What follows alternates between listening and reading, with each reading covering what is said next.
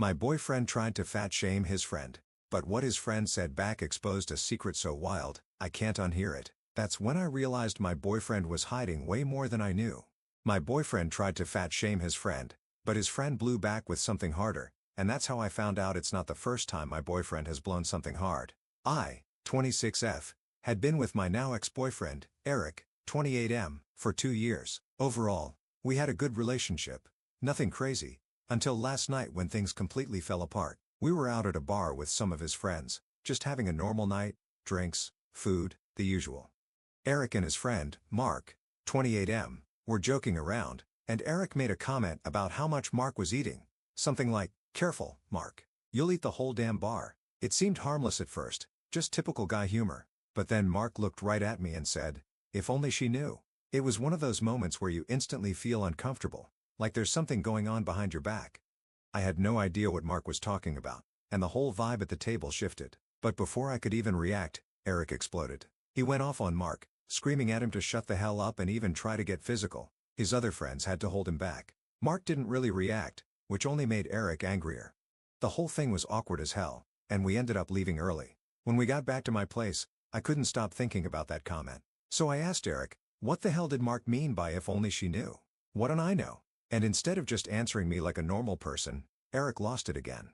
He started yelling at me, telling me to drop it and stop being paranoid. He was dodging every question, getting more pissed every time I brought it up. I wasn't trying to pick a fight. I just wanted to know what was going on. It felt like there was something important being hidden from me, and I wasn't about to let it slide. But every time I asked, he'd just get more defensive and angry. Finally, he stormed out of my apartment. He doesn't live with me, so I locked the door and called it a night. I didn't hear from him until this morning, and when I did, it was just more angry texts telling me to drop it and leave him alone. At that point, I was done. I'm not going to sit around and be treated like I'm crazy for asking a simple question. I texted him back saying we're done. I need space, and if he can't be honest with me, then I don't want any part of this relationship. End of story. Now here's where it gets worse. He's been going around to our mutual friends, telling them that I left him for no reason and trying to make it seem like I'm the one who have reacted. Some of them have even reached out to me, saying I should have just let it go and that I'm blowing things out of proportion. I told them to mind their own damn business. I don't care what they think.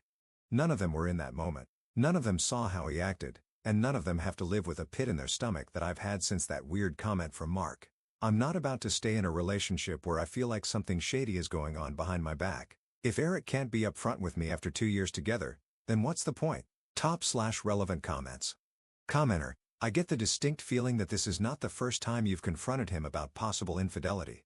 Ops response, you're right, sadly. A few months ago, he was staying out late when going out with friends. I asked him about it, and he stopped going out with his friends because you want this. You don't want me to be happy. Update 3 days later. I feel like I'm living in some kind of twisted nightmare, and the more I try to make sense of it, the worse it gets. Mark called me today while I was at work. I didn't expect him to call me because he had been ignoring me. I stepped outside to take the call, and he told me something that I never in a million years could have prepared for. He told me that Eric has been putting other men's loads into my food, drinks, skincare, shampoo, conditioner, and even my toothpaste. I'm not exaggerating. I'm not being dramatic. That's what Mark said. Eric has apparently been hooking up with random men, having them finish into cups, and then using it in my meals and drinks like it's some kind of sick joke. Even as I write this, I'm still in complete disbelief. Who does that to someone? Mark said he found out about this a week ago, but for some reason, it took him that long to tell me. A week. A whole effing week I've been living my life, completely oblivious, trusting Eric, someone I loved, while this was happening behind my back. I feel so betrayed, so disgusted, and so violated. When I asked Mark if he and Eric were having an affair or if this was some sort of twisted thing between them, he swore they weren't, and he even made a gross comment about not wanting to touch Eric because who knows what diseases he has. That made my stomach turn. I'm getting tested for everything now because I don't know what's been in my body. When I got home, I went straight to the kitchen. Mark told me to check under the sink, and there they were. The cups, hidden behind the cleaning supplies. I went mental. I threw out everything in the kitchen and bathroom, even stuff I knew wasn't touched. I don't care. Everything feels contaminated now. My home doesn't feel like a safe space anymore. Every time I walk into the kitchen, I feel like I'm going to throw up. I can't even function without my mind going to dark places, thinking about all the times I had no idea what was happening. I don't have any solid proof of this. It's just Mark's word in those disgusting cups, and I feel so powerless. If nothing can be done about this, I honestly don't know what I'm going to do. How is this even legal? How can someone get away with something so vile? I don't know if I'll ever be able to trust anyone again. This whole thing has been messing with my head in ways I can't even explain. I feel dirty. I feel like I've been violated on such a deep level, and there's nothing I can do to undo it. My mom wants me to check into a hospital just to make sure I'm okay mentally, and I'm honestly going to do it. I don't feel stable right now. I don't feel like myself. I'm scared I might hurt myself or someone else. Eric was eating the same food. He was eating the food that he had contaminated right alongside me. What the F? I don't even know anymore. All I know is that the man I thought I knew, the man I loved, is a complete stranger to me now. I can't believe I've been living with someone capable of something so vile. I feel like I'm losing my mind, and I don't know how I'm going to come back from this. How can you do this to me? I'm genuinely losing it. I'm a danger to myself. I won't be on.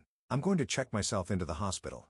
Top/relevant comments. Commenter, it was only 2 days ago that you posted this. Go get all of the items you threw away out of the effing garbage and turn them into the police. There's your solid proof. You threw it away. And by the way, it is not legal. If those items are tested and come back positive, he is going to jail. I hope you get justice.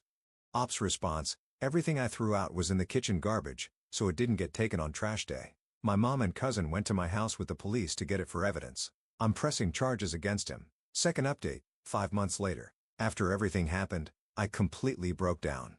I stopped eating, I stopped sleeping, and I barely even felt like a person anymore. My mom was terrified, and she practically forced me to go to the hospital. I tried to put it off for a couple of days. I got worse. She was scared I was going to do something to myself. And honestly, I don't blame her. I wasn't okay. I was so far from okay. I felt like my entire world had been flipped upside down. I couldn't even think straight. I just kept replaying everything in my head over and over again, trying to make sense of it, but nothing about this makes sense. Nothing. I ended up staying in the hospital for a week. The doctors were kind, and they did their best to help me, but there was only so much they could to do. They couldn't erase what happened. They couldn't make it not real. At some point, I just felt like I was wasting space. I knew there were other people who needed that bed more than I did, people who were physically hurt, people who could actually be helped.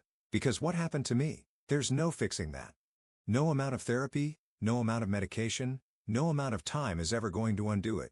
I know that now. So I left. I'm back at my parents' house now, staying in my old childhood bedroom. It feels so strange, like I've stepped back in time.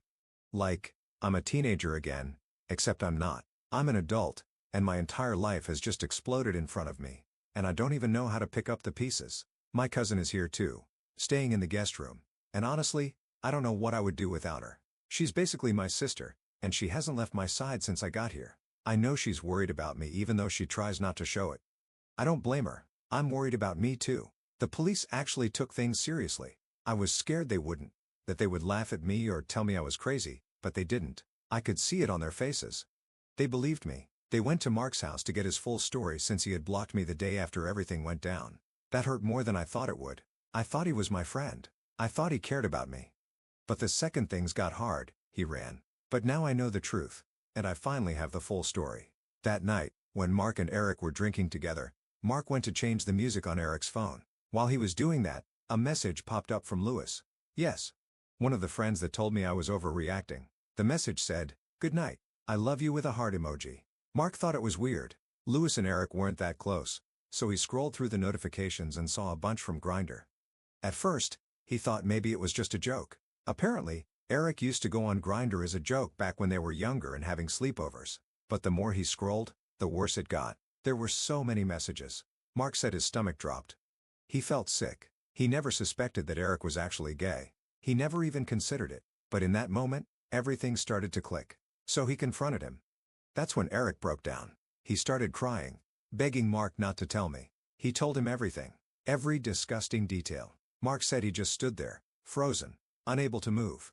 He didn't know what to do. He told Eric to calm down and go to bed. Eric passed out drunk, and the next morning, neither of them spoke about it. But then that night at the bar, when Eric made the comment about food, knowing that Mark had struggled with body image issues his whole life, that was it. That was the breaking point. That's why Mark reacted the way he did. That's why he snapped. And now for Eric, I don't even know how to say this, so I'm just going to say it. He's dead. After everything came out, Eric completely shut down. His mom said he wasn't eating, wasn't showering, and barely left his room. She thought he was just processing everything, so she left him alone. She would leave for work in the morning, and he would still be asleep. She'd come home at night, and he would still be in his room, sitting there in the dark, smoking weed. She said he hadn't smoked since high school, so she had no idea where it even came from. Then one night, she went to check on him, and that's when she found him. He had hung himself from his ceiling fan.